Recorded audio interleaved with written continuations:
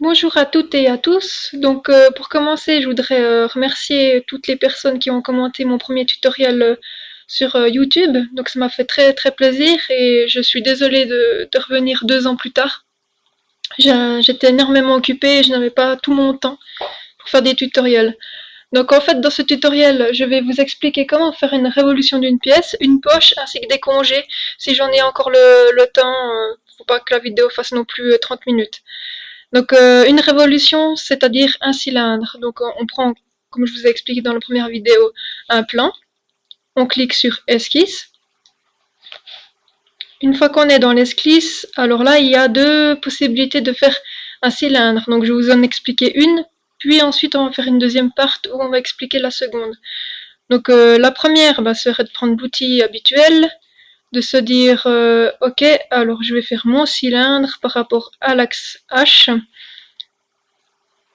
Donc on peut dire que je le fais comme ceci, on peut faire un rectangle, voilà. Donc je vous mets juste en garde pour... il faut toujours coter sa pièce, donc je vous rappelle que l'outil pour coter est le petit carré bleu. On prend les bords jusqu'à un autre bord, on cote, on peut double-cliquer et ensuite changer la cote si on veut un rectangle plus grand ou plus petit, 80, etc. Donc le rectangle normalement il doit devenir vert hein, si vous voulez que votre pièce elle soit correcte. Bon, il ne l'est toujours pas parce qu'il manque encore la distance jusqu'à l'axe. Voilà. Donc une fois qu'on a ceci, on va ressortir de l'esquisse avec la petite flèche jaune. Voilà, donc on voit notre rectangle. On va choisir l'outil révolution qui ressemble à une sorte de cylindre coupé en deux. Ici donc on a plusieurs options. On peut soit faire un cylindre complet, donc 360 degrés. On peut lui dire qu'il fera peut-être moins, donc si vous voulez un demi-cylindre, ce sera 180 degrés. Il nous demande de choisir le profil, c'est le rectangle. Par rapport à un axe, on peut lui définir en fait un axe directement dans l'esquisse, mais on peut directement aussi sélectionner l'axe H comme on l'a supposé. Et on met juste OK. Donc voilà notre cylindre. Son épaisseur est directement définie grâce à l'esquisse que j'affiche ici en faisant en fait Alt espace, c'est un raccourci pour pouvoir afficher l'esquisse. Donc on peut voir notre rectangle ici. Si on veut modifier quelque chose, on double-clique sur ce rectangle. Pardon, ça a double-cliqué en fait sur l'esquisse. Vous venez dans l'arborescence, vous double-cliquez sur l'esquisse. Vous mettez peut-être, l'épaisseur on veut le faire plus épais, disons à 16. Excusez-moi, j'étais pas dans la zone de texte, voilà, 16. Donc cette fois-ci, il sera beaucoup plus épais. On ressort de l'esquisse. Colle un cylindre bien plus épais qu'il l'était avant. La longueur, pareil, on peut l'éditer dans l'esquisse directement. Alors maintenant, je vais vous expliquer encore une façon de faire un cylindre encore bien plus simple que cela. Donc j'ai déjà préparé une seconde partie appelée cylindre 2. Pareil, on prend le plan que l'on souhaite, on clique sur esquisse. Et cette fois-ci, avec votre outil multiligne, vous venez faire un seul trait. Et un seul trait. Donc, il faut aussi régler peut-être la distance par rapport à l'axe. Si on veut qu'il soit, par exemple, à 30. Voilà. On ressort d'ici. On prend la révolution. On sélectionne le profil. On lui dit c'est l'axe H. Et là, il va nous dire que l'esquisse elle n'est pas complète, le contour n'est pas fermé. Alors, Katia est assez chiante, si je peux me permettre, parce qu'une fois qu'une esquisse n'est pas fermée, donc elle affiche normalement des petits points noirs à ses embouts, cela signifie donc que le contour n'est pas fermé, il devrait être 100% blanc. Et tant que Katia voit qu'il n'est pas fermé, ça joue pas pour lui. Autant pour l'extrusion, les poches, enfin ça dépend de différentes fonctions. Parfois elle n'est pas d'accord, donc il faut souvent revenir dans l'esquisse, fermer son contour ou bien le rattacher à l'axe ou à l'origine. Donc la petite astuce ici, c'est en fait de faire le plus, parce qu'en fait il y a plus d'options. Vous venez cocher la petite case ici, épaissir le profil, et à partir de là vous pouvez définir une épaisseur, donc l'épaisseur du cylindre. 5, 6, 7, 8, 9, 10, voilà, on met OK, et voilà notre cylindre. tout ça avec une seule esquisse en forme de trait. Cette petite astuce, elle est assez bien parce que ça nous permet de faire le moins de traits, le moins de temps possible et d'avoir un cylindre utile et fonctionnel. Donc maintenant, à partir de ce cylindre-là, je vais essayer de le pocher. Une poche, c'est quoi? C'est en fait un trou. Un trou qui peut être rectangulaire, rond, il peut être de différentes formes, ça dépend le profilé. Donc en fait, pour pouvoir trouver quelque chose, on va devoir refaire une esquisse pour dessiner le profilé. Donc je sélectionne volontairement le plan qui coupe le cylindre en deux, parce que moi ce que j'aimerais faire, c'est par exemple un trou qui passe au travers du cylindre. Donc je prends ce plan-là, je viens à peu près à la moitié, je prends l'outil cercle avec un point centré, je me mets sur l'axe, et je dessine mon cercle. Donc en fait, en bougeant la souris, ça permet de dessiner un cercle. Donc on voit qu'il y a aussi un petit O vert qui vient de se dessiner. C'est une contrainte, ça veut dire que je ne peux pas déplacer mon cercle ailleurs que sur l'axe. Donc il l'a automatiquement contraint. Si je supprime cette contrainte et je déplace mon cercle, ben, il s'agrandit en même temps parce que le diamètre n'est pas contraint non plus. Donc si je cote, c'est pour ça que je vous rappelle qu'il faut bien coter vos pièces parce que parfois elles peuvent complètement se déformer au moindre geste qu'on aimerait faire ou bien le déplacer. Vous voyez que maintenant le cercle ne s'agrandit plus, il peut se déplacer librement. Vous prenez le petit point, on va le recoter sur l'axe. On prend l'axe et puis on fait clic droit, coïncidence. Voilà, donc on a remis la contrainte de coïncidence sur l'axe et cette fois-ci, notre cercle n'est toujours pas vert parce qu'il peut encore se déplacer verticalement. Donc pour contraindre ceci, le plus simple c'est de prendre le centre de côté par rapport à l'axe horizontal. Donc voilà, je me dis il est peut-être à 50. Voilà. Je vais peut-être diminuer le diamètre aussi parce que sinon mon cylindre il ressemblera à plus rien. Voilà, à 20. On ressort de l'esquisse une fois qu'on a notre profilé. Voilà. Donc on voit que le profilé s'affiche au milieu du cylindre et non sur sa surface. Il n'y a rien d'étonnant, c'est logique puisque j'ai dessiné sur ce plan-là. Donc l'esquisse doit se mettre sur le plan-là.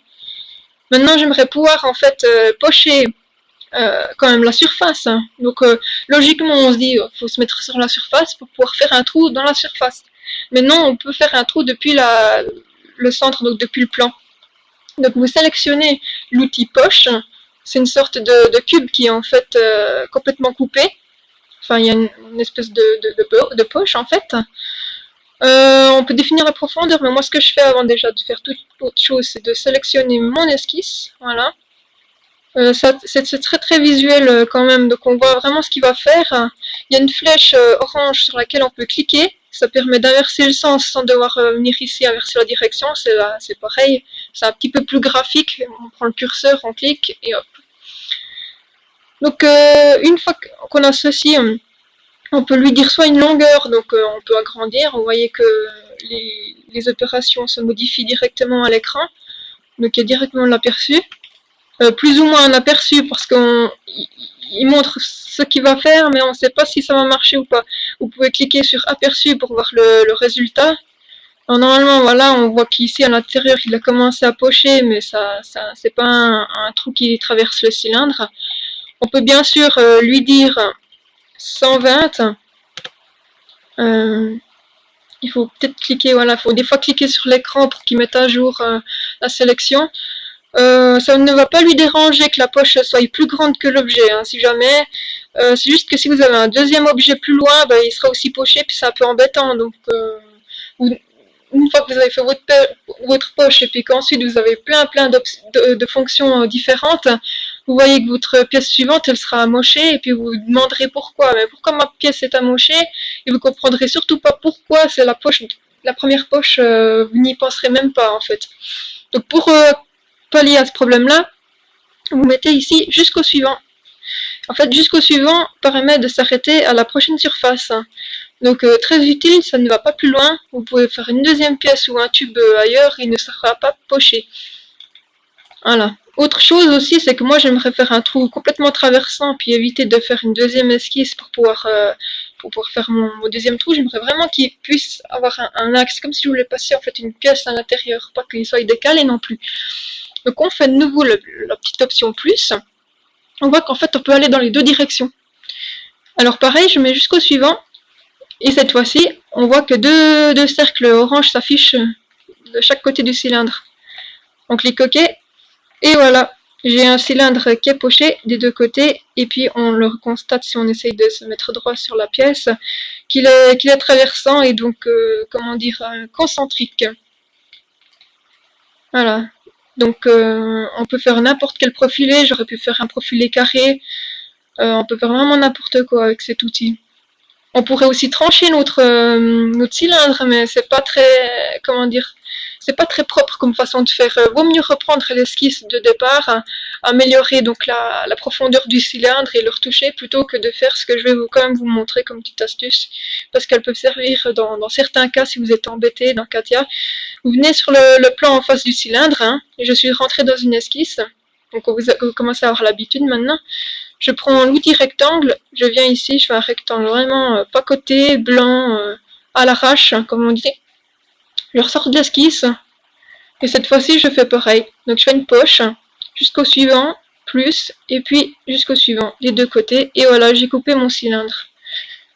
En coupant de cette manière-là, le problème c'est que de nouveau, si j'ai une pièce qui est plus haute ou plus loin, enfin, on sait pas, ça rajoute en fait beaucoup plus d'options dans l'arborescence et à la fin on ne s'y retrouve pas. À moins que vous préférez cette manière-là de faire et que vous renommiez chaque fois vos poches, comme ça vous vous y retrouvez. Parce que chaque option ici, propriété, clic droit propriété, on peut donc modifier son nom.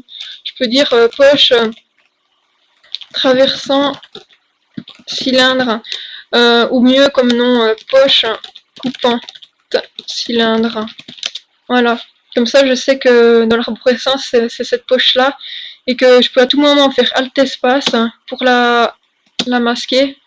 Bon, le problème, voilà, c'est que cette poche dépend donc des références du premier, de la première révolution, donc du premier cylindre. Donc c'est pourquoi ça, il le cache entièrement. Donc c'est pour ça aussi que c'est pas une meilleure façon de faire. Je devais aussi vous montrer les congés. Un congé d'arrête, non, c'est pas un congé du travail. Donc c'est un congé, c'est un arrondi. C'est pas un chanfrein, parce qu'un chanfrein, on peut définir un angle. Un congé, c'est si vous voulez arrondir des angles. Par exemple ici, ma pièce, c'est elle est faite d'acier. On voit que le coin, il sera trop abrupt. Ça veut dire qu'on peut se couper ou se faire mal. Donc les coins arrondis, on peut aussi les mettre sur Katia. Vous venez choisir le petit icône ici qui ressemble à un arrondi d'ailleurs, congé d'arête. Vous sélectionnez les arêtes ou bien des faces. Si vous sélectionnez une face, ça veut dire qu'il va le faire sur n'importe quelle arête que la face touche, en fait les arêtes de la face. Tandis que si je choisis juste une arête, il le fera que sur une arête. Par exemple, si je sélectionnais que l'arête du cylindre intérieur, voilà, il va sélectionner une, on peut sélectionner plusieurs, c'est-à-dire que maintenant si j'ai une arête ici sélectionnée, je peux en prendre aussi une autre, donc l'extérieur.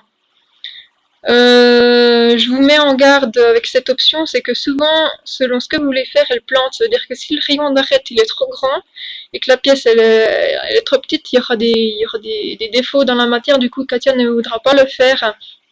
Donc je vous conseille toujours de choisir une seule arête,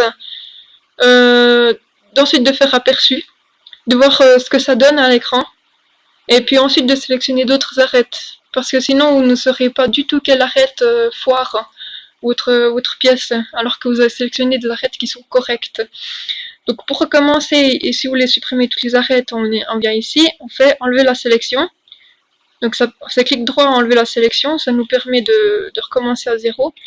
Donc je prends l'arête du milieu, je fais aperçu, on voit la surface qui va être arrondie, donc elle est pas mal grande, mais on dirait qu'il a compris quand même ce que j'ai envie d'y dire, donc on va faire OK.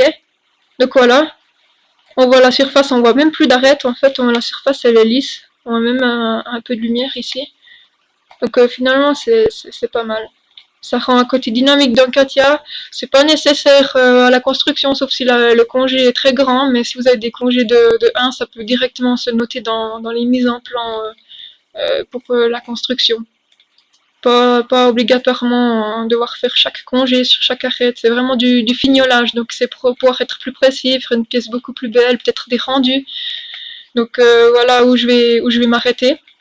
Donc merci d'avoir visionné mes tutoriaux et j'espère pouvoir m'améliorer et pouvoir vous satisfaire davantage.